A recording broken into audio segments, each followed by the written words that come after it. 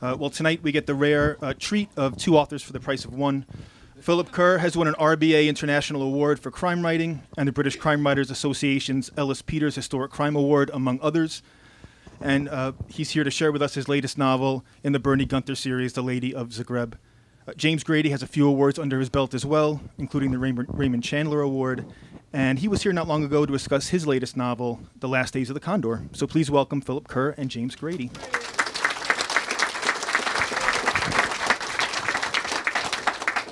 Thank you very much, and thanks to Politics and Prose for having certainly me here, but of course for having our true guest of honor, Phil Kerr. We will just start off with some general questions and hope that a couple of jokes, or first of all, I apologise to everyone for being here last year and talking about my last book. So. For those of you who came, you'll know what I was talking about. So it's some books you just have to write, and you get them out of your system, and that's what happened there, really. So fortunately, I've got a publisher who indulges that from time to time. They'd think, well, you better let him write this one and get it out of his system, and they can make sure it will fail. You see, by just sort of not actually arranging any publicity for it at all. So there we are. That's a good excuse for writing a dodgy book.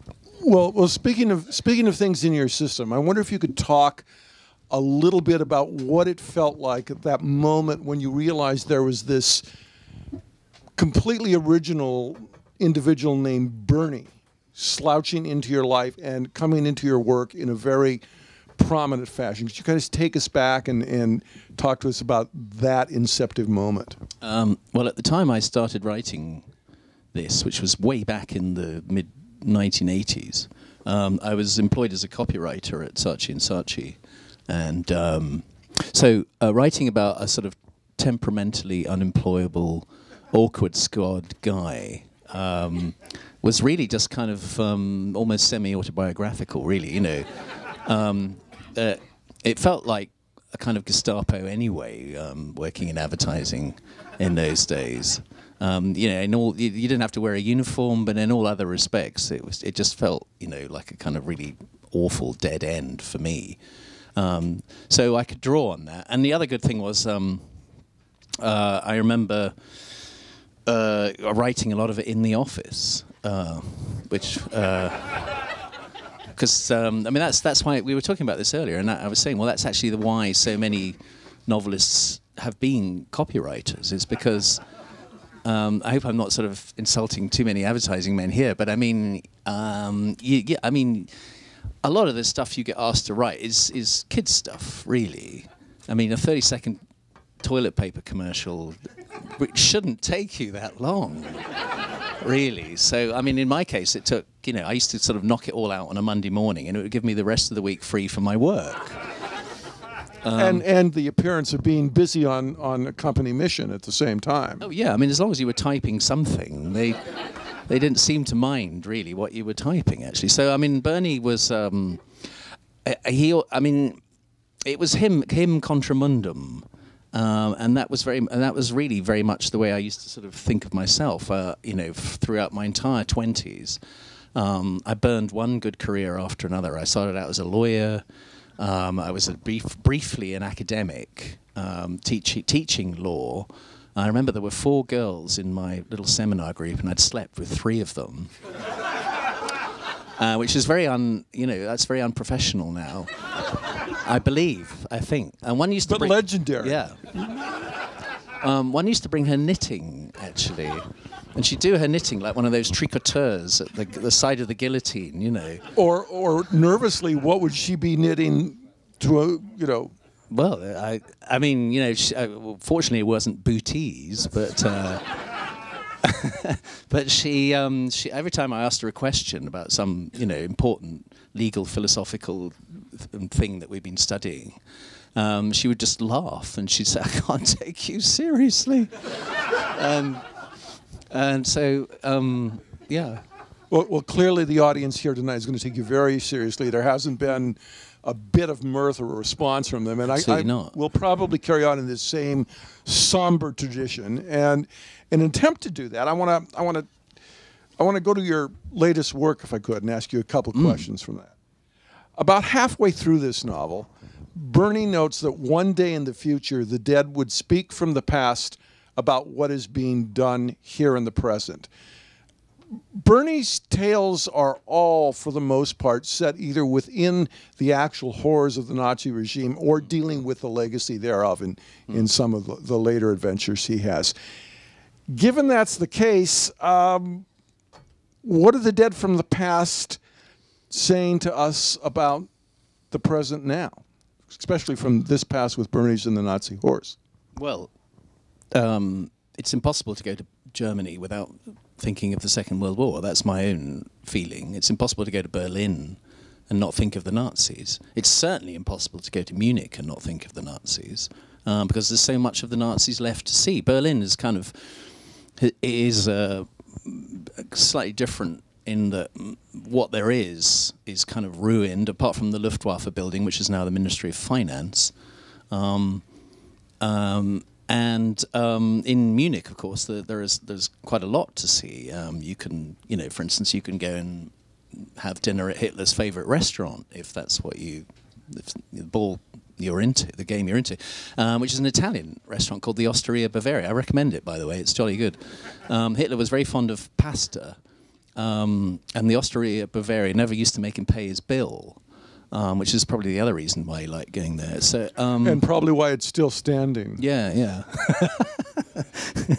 Yes. But I mean, it's very hard, I think, to sort of pretend that the war still isn't with us. Actually, I mean, to me, it seems like the most important historical event since the Reformation, which was started by another German anyway, who was also an anti-Semite. In fact, Hitler really admired Martin Luther, and there's a whole chapter in Mein Kampf about what a good guy he was. When obviously he was a complete barking lunatic, and that's really what they had in common. Sorry if there are any Lutherans here, by the way. But I mean, every time there's some major event taking place in Europe, it's impossible to ignore the fact that it has something to do with the Second World War. I mean, right now, Greece is trying to persuade the Germans that the Germans owe Greece a huge amount of money, rather than the other way around, which is possibly more true. But undoubtedly, the Germans do owe the Greeks 10 billion euros because, I mean, let's put aside the fact that they raped the country and stole huge amounts of stuff. I mean, they did actually pay some war reparations back in 1960. I think it was 111 million Reichsmarks they paid. Well, what they've never done is they've never repaid an official bank loan that the Greek banks made to German banks, and I think it was 10 billion quid. I mean, it's not much beside the amount of money that the Greeks owe now, but it's still 10 billion. So, I mean, this is a really important issue for the Greeks. So it's just one area where you can say, well, look, the war is still very much with us. That lingering specter of both the war and the horrors of the Nazis has to take not just an emotional toll on Bernie, but also I would imagine there's moments where you've gone through your third scene of, and I'm going to not talk about the book to give away anything to those who haven't read it, but your third scene of horror in a rural situation where bodies are stacked like cordwood. This has to take some sort of emotional toll on you, I would assume. It does. Yeah, I mean, each time I finish a book, a Bernie book, I sort of feel like I really need to take a shower. Because you spend time with the Nazis. Be cautious in the shower. Yeah, sorry, that was a very poor choice of. It does have an effect. It does, and actually, really, that's one of the reasons why Bernie has a sense of humor. It's the only way the author can really get to the end of some of these books. And possibly it's the only reason that some of the readers can get to the end either. I mean, you need to leaven some of the horrors with sort of some dark wit and humour. But so it does have a toll, yeah. But equally, I'm a very kind of noirish, mordantly witty sort of chap. Anyway, as you've as you've probably noticed, I mean, I have a very dark. My wife will say strange sense of humour. But to that extent, I sort of feel like I'm an honorary Berliner, you know, because they have a pretty dark, cruel sense of humour too. They laugh at the same things I do. And I shan't tell you what they are, obviously. But, you know, I mean, if you've ever seen Cabaret and you've seen Joel Grey play the MC, you know, and to my mind, one of the moments of absolute genius in cinema is when he sings, "If you could see her through my eyes," and then you'll remember the last line, which is staggeringly sharp and brittle. I mean, the wit in that is so sharp you could cut yourself with it, and that's a very typical German Berlin sense of humour. The great thing about Berliners, of course, is that they don't really feel like Germans anyway. They never voted for Hitler. Hitler hated Berliners, just like the Kaiser and the Bismarck. They've always felt sort of unaligned and, you know, maverick. That fits very much with the kind of person I am, really. You mentioned the concept of ending and the end of a book. There's this great section within your current novel, which you talk a lot about writing and a lot about creativity, which was some of my favorite parts, actually. And there's a point where Bernie is talking, and he says, stories should have a beginning, they should even have a middle, but I'm never sure that ones like this ever really have an end. Can you talk about the lack of ending concept and about the sort of both you've mentioned about how it's still impossible to go to Germany without thinking about World War II, but you've created an ongoing saga, and it keeps plumbing different depths in different directions. Can you talk a little bit about this, whether or not you envision this? You know, I don't know if you've read his other books, but I would have several I would recommend. But the lack of ending that Bernie senses in stories, and the idea that some stories don't end. Could you talk about that in relationship to Bernie? Well, endings always seem to me to happen in a very convenient way for the author. You know, he's got to page 350, and you know the words "the end." He's itching to type, I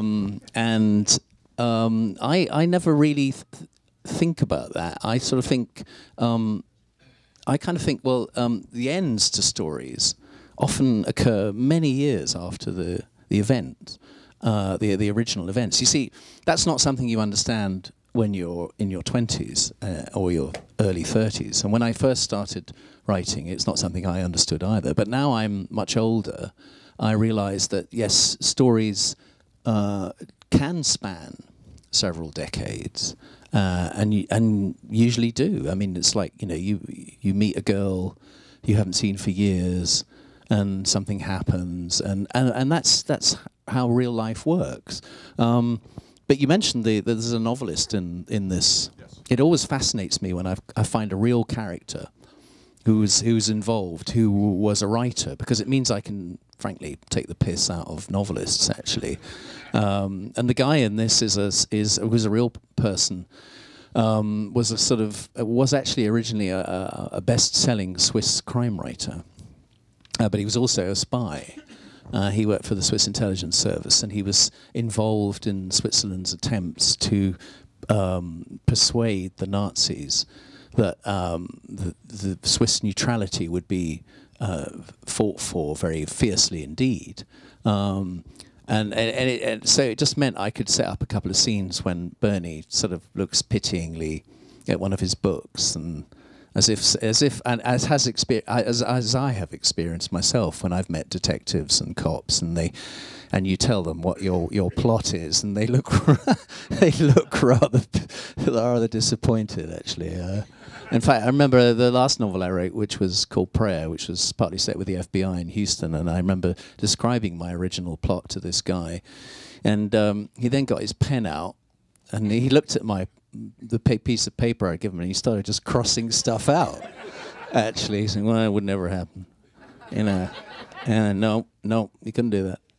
And so he wrote stuff in, sort of like ideas, and I thought, well, that's useful actually. So, but I mean, the Nazis were full of novelists, for instance. Goebbels was a novelist, and had the first thing he did after his PhD, like me, was to sort of start a novel, and it was unpublished, like mine. But the only difference was, of course, he managed to get it published later on. His career path took a slightly different turn than ad agency work and attorney. Yeah, well, it could have. Well, he nearly worked in advertising, actually. Well, to some degree, I guess he did. Yeah, I suppose he was Hitler's copywriter. Skull, Hitler's copywriter, definitely. One of the strengths of your fiction is the way that you, leaving aside plot, leaving aside theme, your portrayal of the interior lives and the everyday lives of your characters is extremely well done. It's extremely colored and multifaceted in dimension. You have there's this one great line in the novel, for those of you who have read or haven't read, where Bernie says, "Today in Germany, everybody is looking out for themselves." Getting into the mindset of that particular population, which is a completely different mindset than you were brought up in, I would presume. No. I come from Scotland. and therein lie all the answers to our questions, ladies and gentlemen. Anything you wanted to know about the Scots politics is contained there. Everybody's looking out for themselves. How do you approach the ordinary lives of the citizens that you're populating your novels with? Do you spend a lot of time with old journals? Is it just a pure projection, a pure instance of the author having characters come alive, or are there echoes of people you've talked to that appear in the fiction? I think basically, what I've read, it has been enough to sort of convince me that for a lot of people just like people today who are just trying to get by. They're trying to make a living, and they're trying to bring up a family, and they just want to be left alone. And it's politicians who come around and screw things up, actually, who start wars. I mean, ordinary people don't start wars. It's politicians who start wars. So I try but I sometimes I feel, as I'm going around like Zagreb or Berlin or Zurich, I feel a bit like Robert De Niro driving a cab in, Taxi Driver, because I actually try. You talking to us? I actually try and get into the mindset of whoever is I'm writing about. I try and project myself into it. But equally, when it comes to, and let's face it, there are lots and lots of victims. When I'm talking about the victims as well, I sort of feel a kind of duty to raise my game, to get it right for them, because I sort of think I'm not there to use them in a kind of cheap way. I think it's up to me to try and speak for some of these people who are dead and forgotten. I remember, it sounds perhaps slightly melodramatic, but there's an awful place in this book, which is a concentration camp. Well, it wasn't a concentration camp, because there was no concentration. It was just murder, cruelty, pure and simple, in Bosnia, called Jasenovac. And if you go to it today, there's a kind of huge open field and a memorial, and then there's a train parked by a sort of river where people were brought to their deaths. And there was absolutely nobody there on the day I visited. So I climbed onto the train, got into one of the cattle cars, and just sort of stood there for about 15 minutes, sort of thinking about the people and trying to think about that. And again, I don't want to sound like a twat, but I mean, I sort of made a mental promise to, if I was going to write about this, then, you know, I would try and tell it how it was and not trivialize it. So, yeah, I mean, with research, I mean, people always get hooked on research. They think research is just sort of going to places and reading books, etc. If I can try as a Brit to adopt an American sporting comparison, and if I get this wrong, you know, you'll forgive me. It's in baseball, you know, when the pitcher has to put a curve on the ball, because if you like, the ball is the research, and the research can be, you know, very well researched. However, if there's no imagination and on how that research is used, then there's no curve on the ball. So for me, the most important thing is the curve on the ball. Of course, if I were talking about cricket, it would be the spin on the ball, you know. So I don't even know actually if it's a spin and curve are the same. But you're in a city where the word spin has an entirely different meaning. One of the things you do talk about really well in your fiction are the grander concepts, whether or not it's truth or justice or fiction. And there was a section where it begins with Bernie noting that murder is just a job. Then he answers his own question about why people are fascinated with books of essentially crime, which almost always inevitably involves a murder. And he says, quote, "Maybe in the end it is because in fiction justice is always served," which is the very essence of fiction, of course, and nothing at all to do with real life. Life doesn't have neatly tied up endings, and even when it does, it often takes several years to tie the bow. So with that in mind, and knowing that these are that the larger concepts are important to you, that you indeed are trained as an attorney in the law, and presumably with some connection to justice, though one wonders. yeah. Could you talk a little bit about the sense of justice that you feel and see, and that I would say pervades certainly this book and many of your other works?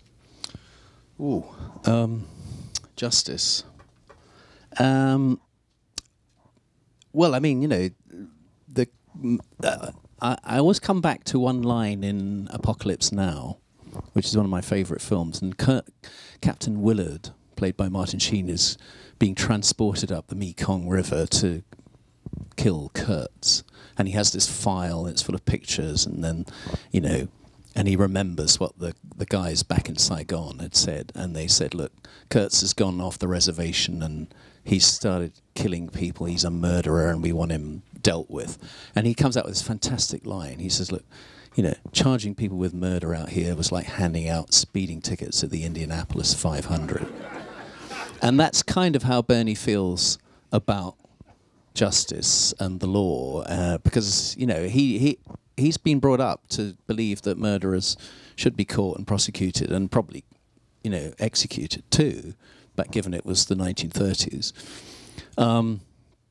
And yet he's kind of lost his mojo in this book, and probably the last one too, because I mean in the last one he has to investigate the Katyn Forest massacre, and you see what I love about this period is the hypocrisy of the Germans, the Nazis, I should properly say, the Nazis. It's like knowing that Goebbels tasks Bernie in that book with like sort of supervising the investigation of the discovery of 4,000 bodies in a forest outside Smolensk, knowing full well that, you know, the whole area is littered with mass graves of Jews who'd been murdered by the SS, and everybody who's involved knows that there's this greater crime which is going on. And that's what fascinates me about this whole period, is quite often the stories I write are kind of parochial in the way the original crime. I mean, this is like just a straight missing persons. So Goebbels says, I want you to find this woman's father.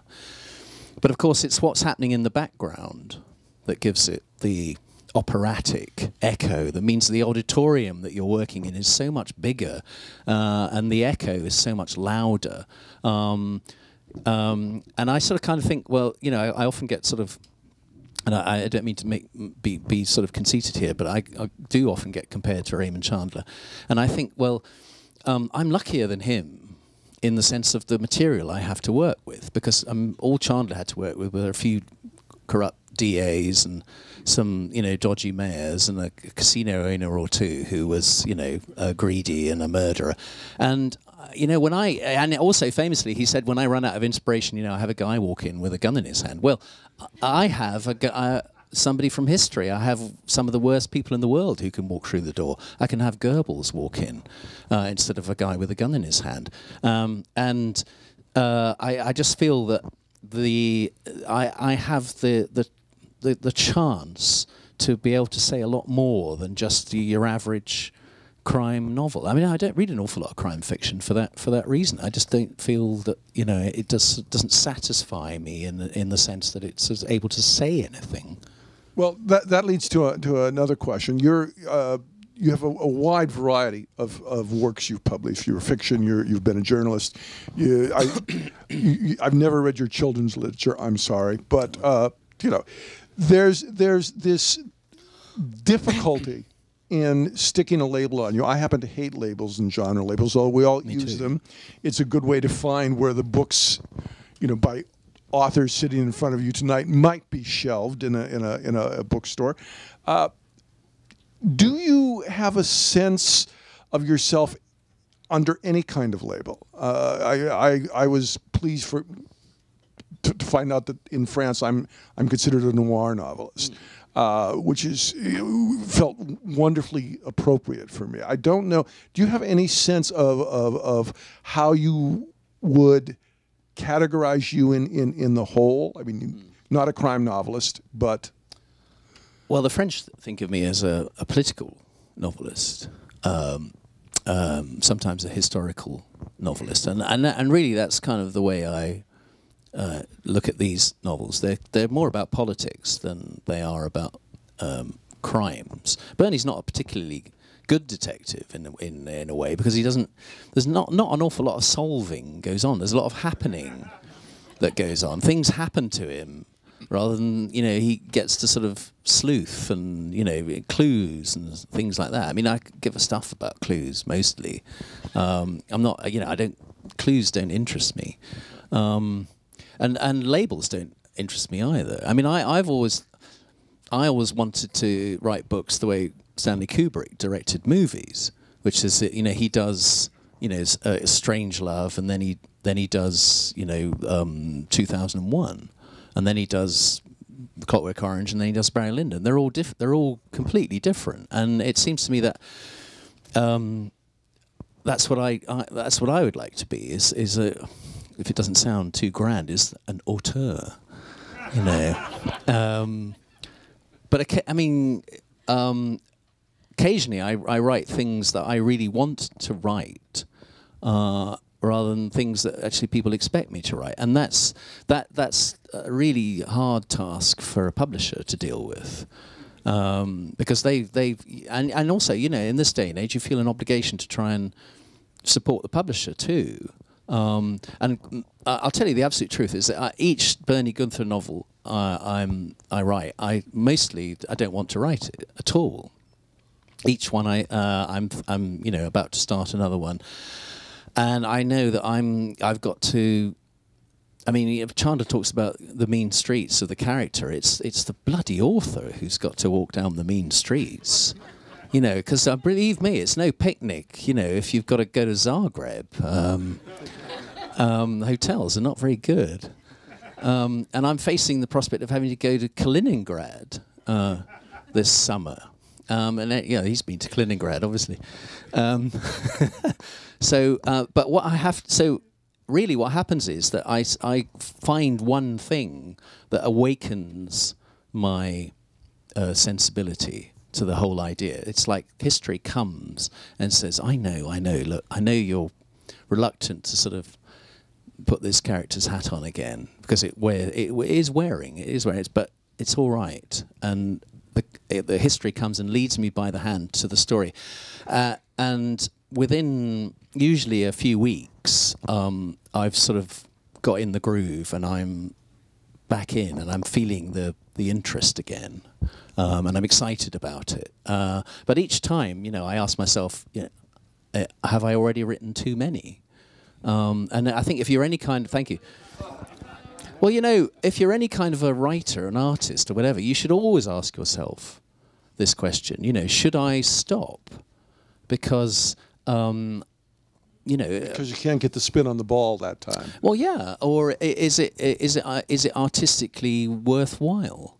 And you have to keep asking yourself, otherwise you're just knocking it out. And it's just each year it's a goose that lays a golden egg. And for a lot of guys who write a series, that's how it is. It's just it's like a filthy old dressing gown they put on once a year. And I said that, I won't say, I said this to a famous crime writer who did just that. And he said, well, I kind of like my filthy old dressing gown. One of the things that your novels all have, or pretty much even not the non-Bernie novels, is this sense of politics. And we've talked about, you brought up the mean streets in Chandler. I'm curious, you're here in a city of spin, in the city of Washington, D.C., with your keen sense of history, an international sort of viewpoint. What do you see in the essence of the politics of today? Primarily from this perspective, but you also have a European perspective. What is the Bernie Gunther of, I can't do the math, 100 years from now going to be set against? Yeah, wow, that's a question, isn't it? I mean, I think actually it appalls me that people are so divided, that people can't find consensus. I feel sad that I have to say, if I was here, I'd probably vote for the Democratic Party, and it always bugs me that people can't just sort of get on with like the greater good of the country. It's always party politics. Party politics comes before the fate of the country, and it's the same in Britain too, I've got to say. It's that party politics endlessly seems to take precedence over what is actually good for the country. The other thing I would say is I find awful is that nobody learns from history. Nobody learns a bloody thing. I mean, in Britain we had, God knows how many Afghan wars. We had 2, and in fact, here's the thing. I mean, we think decapitating people is something new, but it isn't. I mean, the mayor of Kabul was sent back on an ass with his head sitting on top of his belly. By the Afghans. This was happening, that was at least 150 years ago. I mean, we lost 2 wars in Afghanistan. We got our asses kicked twice. In fact, so badly that we left it alone. We thought, you know what, let's just not go there, and so come after 9/11. Now, I personally thought it was the right thing to do, to go in and kick ass, because the government had not shown willing to expel the Taliban. So yeah, we were going to have to do it for them. But we should not have got involved in nation building. That's what I think, and that's probably what Bernie would be saying today. And I can't believe that Tony Blair was such a prat, that for an intelligent man who went to Oxford, that he didn't know about what happened in Afghanistan. And it just beggars belief. Really, the thing that my sensibility is an anti-war sensibility, fundamentally, is that war, more often than not, is a waste of time and a waste of money. Money that we've wasted in your country and mine.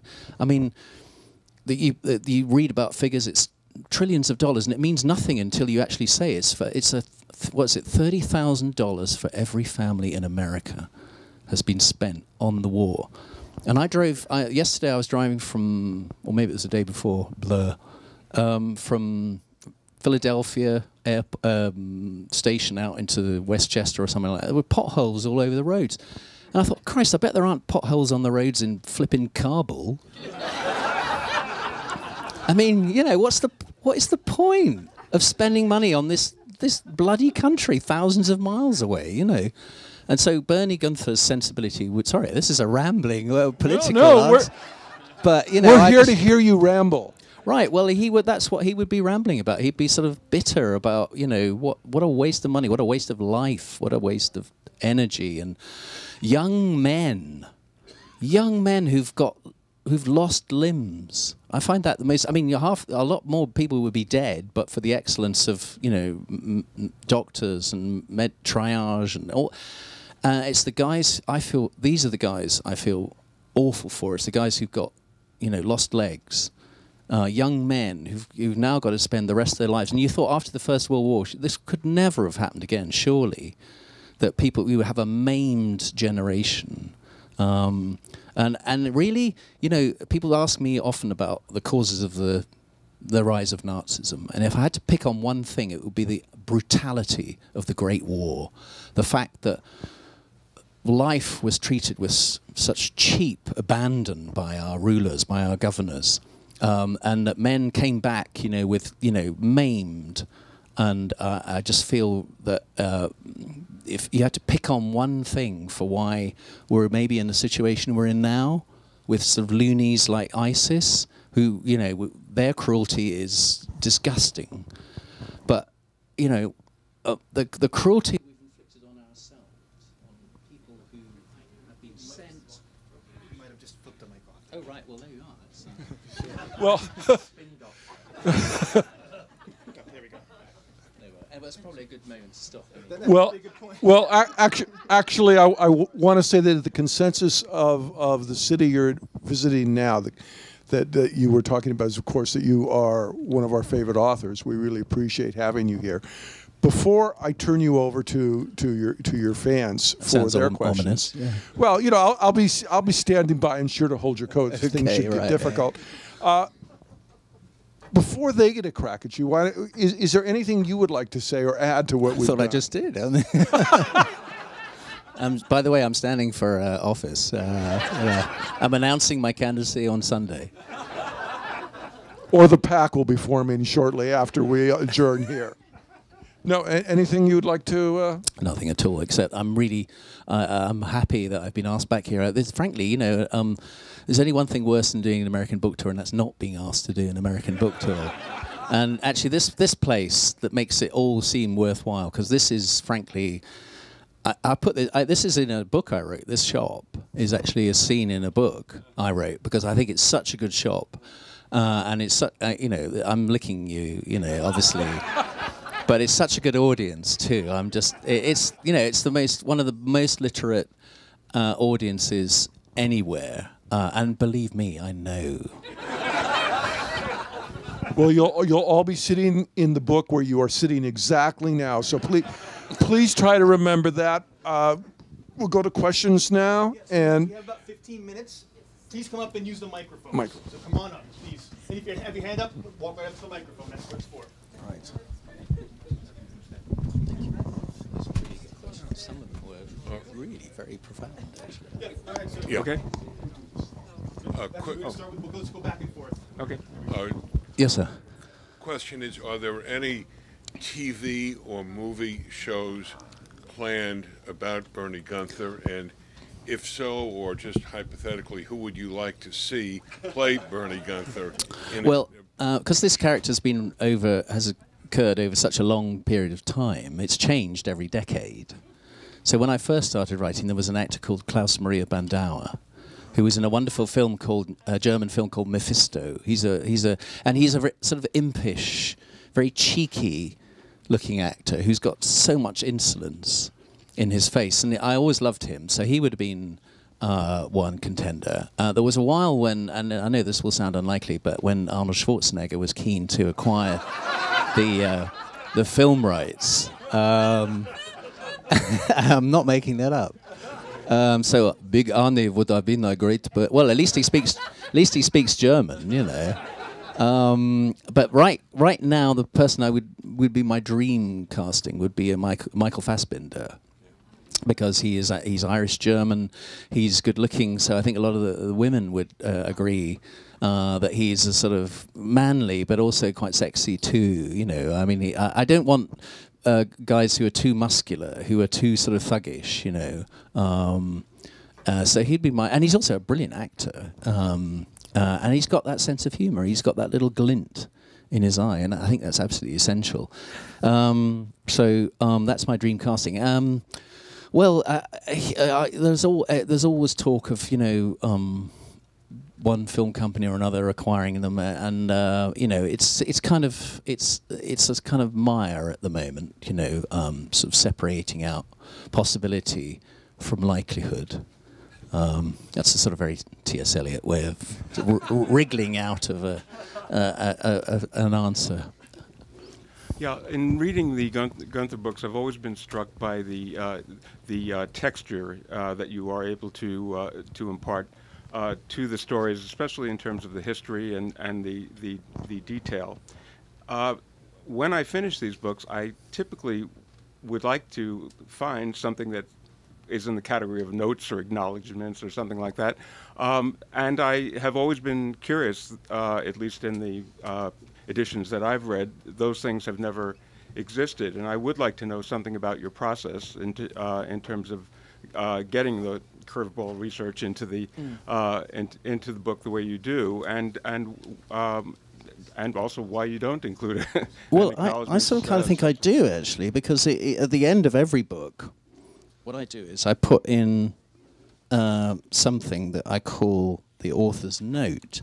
And in this one, for instance, I mention the characters and what happened to them. But I don't put notes in because actually I don't want people nicking my stuff. I worked damn hard to get some of this, and right. I know for a fact that there are people who read my stuff and write other books about the Nazis and sort of think, oh, well, I'll just use that. So what I do now is very occasionally I put something in that's not true, just to screw them up. You know, because I know it's, you know, there's stuff that's, well, you know, without meaning to sound like Dick Cheney, you know, there's the no, was it Dick Cheney? Well, what can be known and what we don't know, and Rumsfeld, yeah. Well, that's true especially true of history in my books. But you know, I find it more interesting to sort of talk about. I mean, for instance, the beginning of this book is set at the Wannsee Villa, where 6 weeks before the true action, which occurs in this novel, which is the International Crime Conference.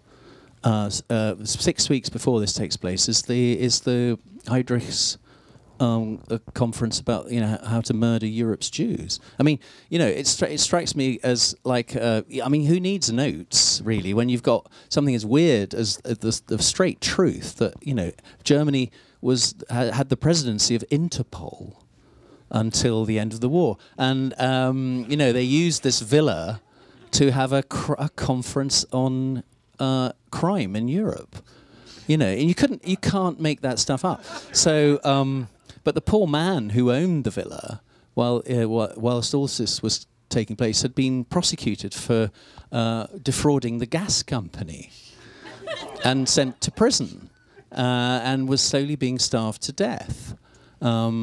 So those are the kind of notes I like. I don't write, but my sources and all that, you know, well, people can sing for it, as far as I'm concerned. Thank you. In spite of what you said this evening about Bernie's sense of humor and why he has a sense of humor, have you ever thought about making him less of a wisecracker or something like that? And it would be like, you know, cutting my arm off, really, because I mean, I am, as you've probably noticed, I am fond of the sound of my own voice and my own wit. You see, I at least have the chance to articulate it. Bernie quite often has to just think it, you know, because he doesn't dare say it. No, I kind of think, you know, I need that. I mean, occasionally I think there's a you know, you see, what happens is, if I have situations where he is wisecracking, it just means that when something genuinely tragic and moving is taking place, then he's not wisecracking, then you kind of notice it a bit more, that you're really seeing something which is pretty awful. Seems like a lot of what Bernie is about and how he's become shaped by his experiences in World War I. In light of the centennial of that war, any plans about delving into that deeper in future works? I think more, yeah. I mean, I think again, if you'd come through that experience, then it would be always there in your psyche. So yeah, I mean, I think it's always going to be something I draw on, and occasionally something makes Bernie think of, you know, what it was like to be back in the trenches.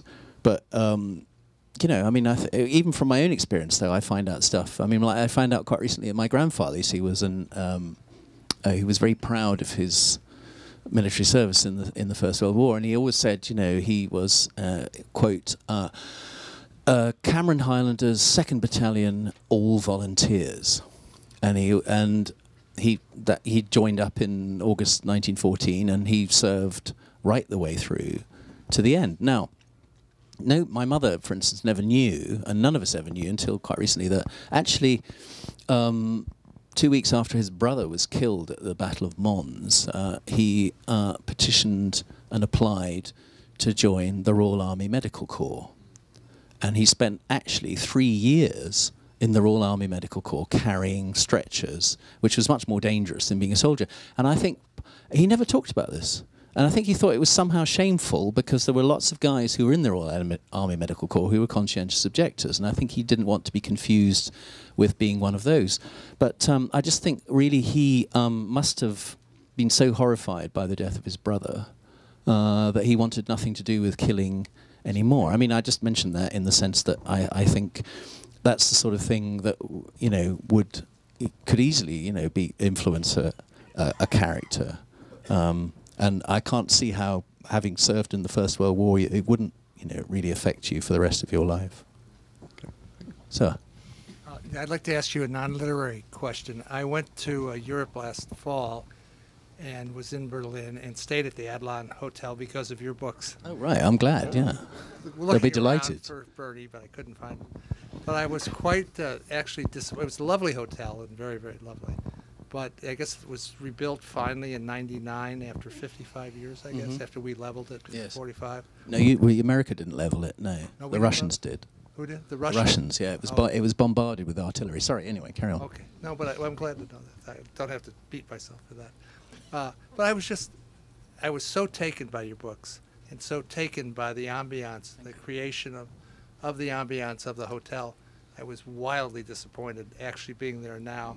That it was nothing like. I kept looking around in the bar for guys to be whispering to each other and great-looking babes, and it didn't happen. You see the ladies in red, though. I mean, you know. Has it changed that much from what it was when you imagined it in the 40s? Well, I mean, the story of the Adlon is kind of a tragic one. I mean, it was in the Kaiser had said to Louis Adlon, or Lawrence Adlon, sorry, he said, look, you know, Berlin needs a great hotel like the Ritz or Claridge's, and you know, I think you're the man to start one, and that's how it started. So the Adlon family started this wonderful hotel, and all of Europe's elite actors and movie stars all came to the Adlon. In fact, and that was the inspiration for the book. Everyone stays at the Adlon, which became Grand Hotel, and so that's for my money. That's the real Adlon Hotel is in that movie, with you know the bewitching Joan Crawford, and was it Wallace Beery who's in it, and you know, and John Barrymore. Oh, it's wonderful stuff. Wonderful. If you haven't had a look at it lately, just have another look at it. It's just magical. They don't show any pictures. They don't have any pictures of the hotel. Well, probably because you know there are very few left. There's a little book called Hotel Adlon, which you can find on the internet, I'm sure.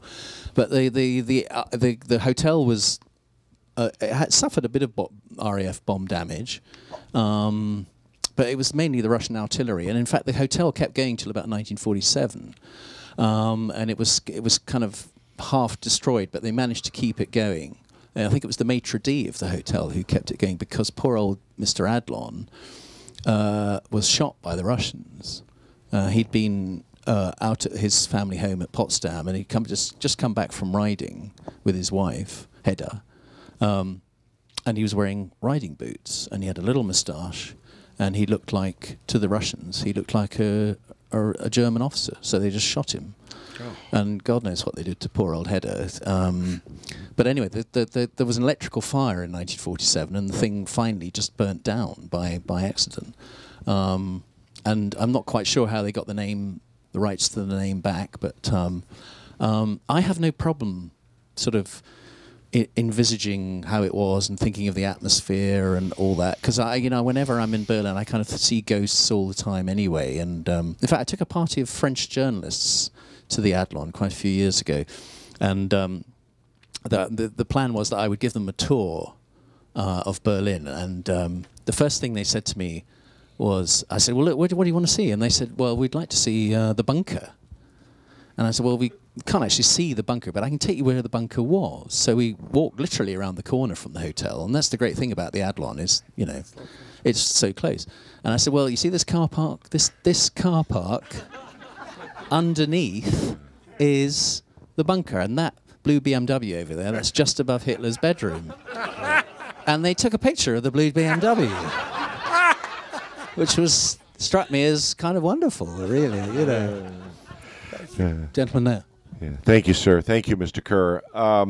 As someone who is the age Bernie was in the last novel that went chronologically, in other words, when he went from East Berlin to West Berlin, after spending several years in Cuba and Argentina, I have to ask, will you write any more novels about Bernie after the late 50s, perhaps in the early 60s in West Berlin? Yes.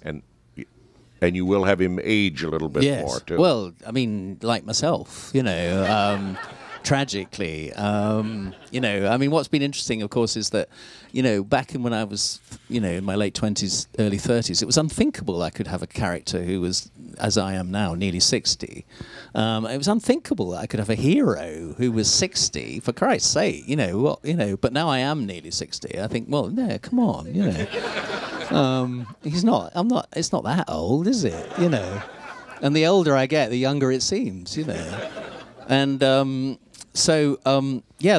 is every possibility. In fact, I think the next one is going to be set in 1956, and then there'll always be a little echo back of something that happened during the war. So, but it's not so bad getting old, is it? Come on. I just came from the dentist. You're wrong. Anyway, you made a distinction in your discussion with Mr. Grady between Nazis and Germans, and I downloaded the book yesterday and was reading I think the first 5 chapters, and there's a discussion with the subway stop or whatever, or train stop, where he makes a distinction about what's going on in the East that the people in Berlin don't know. Recent historiography, especially technical historiography, shows all the Germans knew. And there was a New York Times report that there were 43,000 sites where people.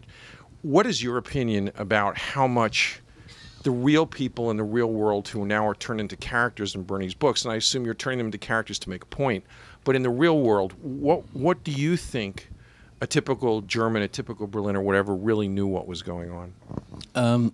I think 9 times out of 10 they did know. To be honest, I think quite a few of them preferred not to know, inverted commas, preferred to look the other way. There were many people who were in government who preferred to look the other way. I mean, the Wehrmacht, the senior high command, they preferred to look the other way, but they knew full well what was going on, and quite often they were active participants themselves. So I think there was no getting away from the fact. I mean, you could hardly ignore it, really.